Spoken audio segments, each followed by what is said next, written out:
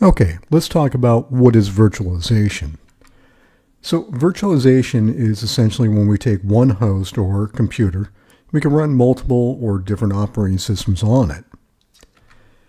Essentially, we could have, say, a Windows host running Linux, Chrome OS, or Apple potentially, or we could have an Apple run Windows and Chrome, Linux, and so on and so forth.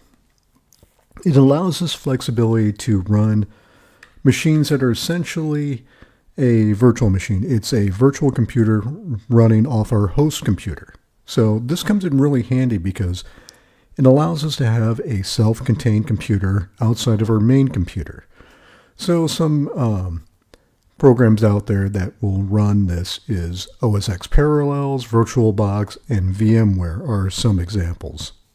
And some of these are free and some of these are going to be paid. VirtualBox, for example, is free. And there's also the Mac GetUp, which I'll explain in a minute.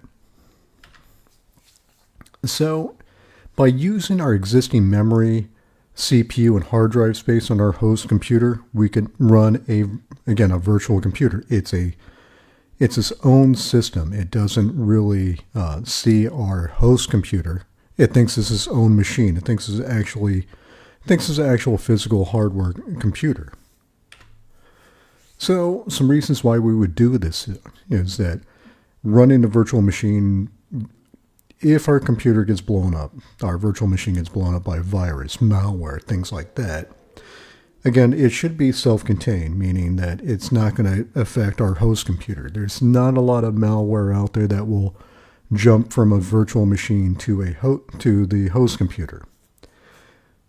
There are some examples of those out there, but for the most part, if you get a virus on your virtual machine, it's going to stay on your virtual machine.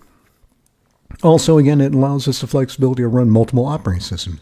I could be running a Windows machine, or I could be running a Linux machine, or an OS X machine, and I could have that Linux distro, in this case, it's going to be CSI Linux, running on it. So that's going to be really useful. And also, if something happens to that virtual machine, we get a virus, it gets corrupted, I want to have a clean machine when I start my investigation, it's really easy. I can revert back to a snapshot, which we'll take a look at when we set up a virtual machine, and it's going to be a clean computer. I could have a clean computer every time I run it. Unlike if I am running an investigation on my host computer, something goes wrong, I got to wipe out my machine, I have to reload Windows or reload the Mac or Linux on there, load up all my programs again, it's a big hassle.